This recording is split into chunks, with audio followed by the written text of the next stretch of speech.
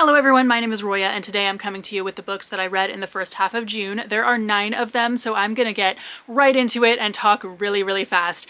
So firstly we have Green City Wars by Adrian Tchaikovsky. This is about a futuristic Austria in which genetically modified animals do all of the kind of grunt work of the society, like picking up trash, etc., overnight when humans don't see them. And the animals who do this are basically like the animals you would find in an urban environment, like pigeons, squirrels, etc. Our main character is a raccoon and he has quit work and is operating as a private investigator for animals.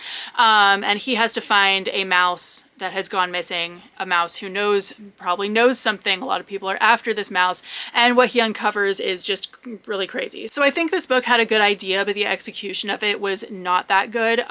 Basically, we get a lot of info dumping about how the society works, but it doesn't really fit into the story in a way. So there are a lot of things going on that we don't really understand by the end. Like, for instance, a big portion of the story is, basically a conflict between two animal factions, and we don't really, it's been info dumped to us, but it hasn't really shown up in the story as to why this is going on. So even though it's a really big part of the story, it's kind of like, why are we necessarily following this? And by the end, where there's a big showdown between a bunch of animals, I kind of wasn't entirely sure why they were fighting each other and what they were fighting each other over exactly, and I don't know. And then also, since this does take place in Austria, but the only real evidence we have of that is some random German terminology thrown in there, and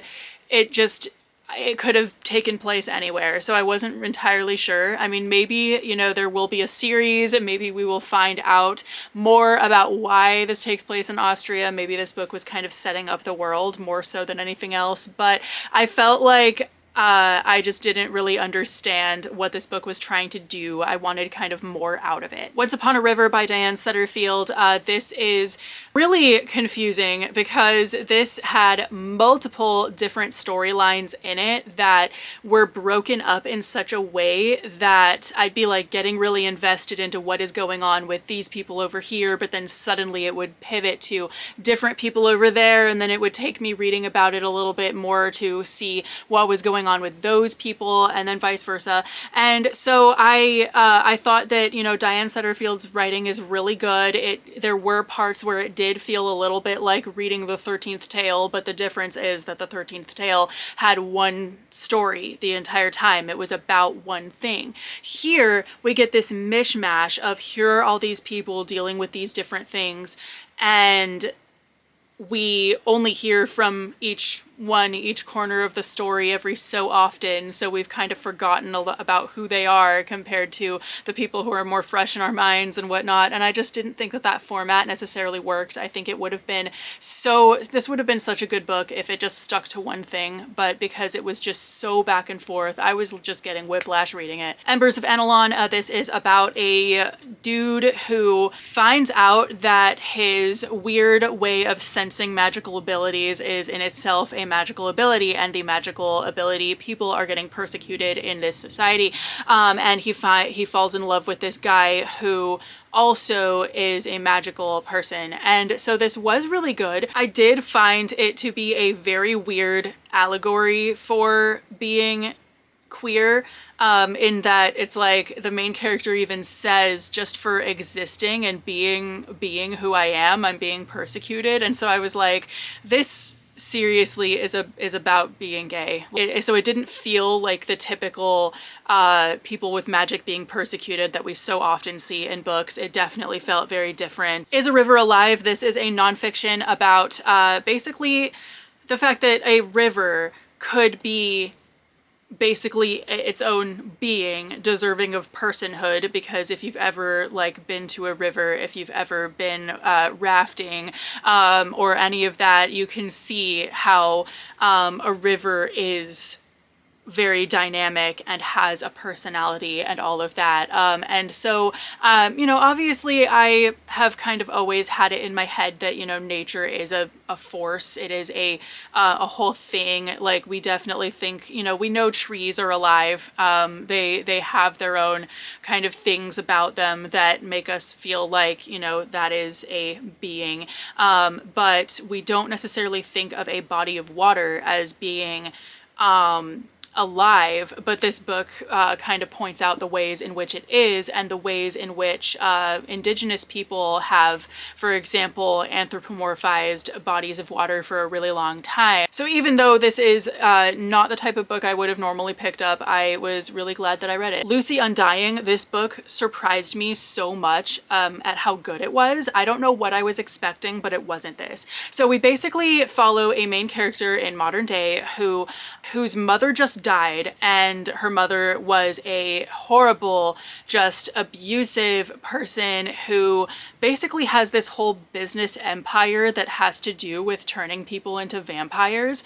And it's just super weird, and our main character has wanted nothing to do with it for a really long time, and so she basically goes to a house in the UK that is owned by her mother, but her mother never went there or anything, and she's hoping to find things that might be valuable, that she could sell to a museum, that type of thing, in order to have enough money to escape her mother's evil vampire cronies and just kind of run away. I don't know, change her identity, I don't know. And this is not necessarily all given to us right at the beginning. It's kind of given to us piece by piece. So I was reading this going, what are all of these pieces that we need to be filling in here? Because obviously the main character knows that there are vampires involved, but we as the reader don't just get that handed to us. We have to figure it out, that exactly the specific nature of the vampires and what is going on. But basically what our main character finds is a diary belonging to a girl named Lucy, who lived a very long time ago, and it just gets absolutely nuts from there. This book was so good, and also all the characters who have any kind of love interest in this are queer. There are no there are no male and female love interests in this. Every single character in this that is attracted to anybody else, it's all same sex, which is really awesome. And I had no idea how queer this book was as I was getting into it. So it's really great, and I seriously could not put this book down. An Unintended Voyage, this is about a woman who basically, long story short, she ends up rescued at sea, but the people who rescue her basically say, oh, you don't have the money to pay for this. We're gonna basically sell your debt, and you're gonna have to like work and all this stuff. So she basically ends up being some kind of weird indentured like debt slave, to try to pay this off. And she thinks it's going to take like 4 years to do, but she feels like there must be ways to either make this money really fast or whatever. And so in doing this, she also figures out that, there are plenty of other people victims to the same thing, and she is basically trying to figure out how she can help them all out. This started out being a really good book, and there were parts of it that I seriously could not put down, but it also was not as well thought out as I wanted. I feel like there were plenty of things thrown in here just for convenience's sake. There's a part where something magical happens and somebody is revealed to be magical when there was zero mention of anything magical existing in this world until then. And I'm like, what? So it just kind of came out of nowhere. And so there were things like that where I felt like this could have been better thought out. Tuesday's Blues, this was sent to me by Colored Pages Book Tours. So thank you so much to Colored Pages Book Tours for allowing me to participate on this.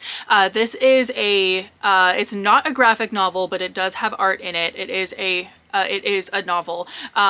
It's about a girl named Tuesday, obviously, who has no money at a very inopportune moment, and she decides to start a band to play in the Battle of the Bands. And part of her reason for doing so is because her own voice puts people to sleep. It just puts the audience to sleep every time. So she has to find somebody else to sing. She gets the monster who lives under her bed to play drums, and and this whole thing is kind of like an urban fantasy, except that everybody knows that all these paranormal creatures exist. It's just part of the society. So it's almost not really an urban fantasy. And so this whole book had this very weird, very interesting kind of tone about it. And it was really thought out for a book as short as this is, because this is not long. It had a lot in it. None of it was filler. It was very action-packed and very conflict-ridden, and ultimately we got a really good explanation for everything that was going on. There were no like loose ends or anything like that, and I really enjoyed reading this. Rustam Wrecks the Realm. This is about a kid who, this is basically a sci-fi retelling of the Shahnameh, which I don't normally see. I've never seen a retelling of the Shahnameh ever. So I was really, really excited to read this, and unfortunately it was a little bit disappointing. So it's about a kid who basically moves to this like backwater planet because his mom got a job there, and we are told throughout the narrative that he was kind of a bully at his old school, and that his two best friends actually used to bully him until he became a bully too. But we don't see that through his character at all. We're just kind of told this. That's sort of a big pet peeve of mine, when we're kind of told how a character acts and we never see it. The parts that are retellings of the Shahnameh are so arbitrary. It's like the ways that it ties in are very arbitrary. It's just kind of like the kids on that planet have the same names as the characters from the Shahnameh and end up reenacting the story. And the source material does exist in this world, so I felt like it was very arbitrarily put together, and I think it could have been so much more well thought out, because this author does so much of a better job at storytelling than this was, and so I was really sad that this was just not quite it. And finally, The Once and Future Queen. This is about a girl from modern day who gets told that she is actually Guinevere and has to go back in time to Arthurian times. And in the setting of the story, it is very well known that like King Arthur actually was documented by history more so than in our actual world, it seems like. But overall, yes. So she has to go back in time, take her rightful place as Guinevere, who she doesn't have any memories of being. This was actually really good. I think it did a really good job of putting a different spin on the Arthurian retellings. Kind of like with This Kingdom Will Not Kill Me, which I read earlier this year.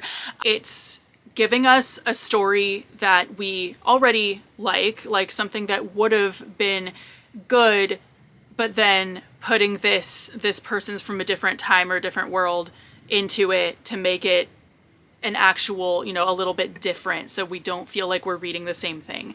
And I really like stuff like that. So I thought that this book was really well done. I seriously could barely put it down at times, and I think that ultimately I will continue with this series because it is a series, which I didn't actually know upon picking up this book. Those are the books that I read in the first half of June. Let me know if you've read any of these and have any thoughts on them, and I will see you very soon with a new video. Thank you so much for watching. Bye.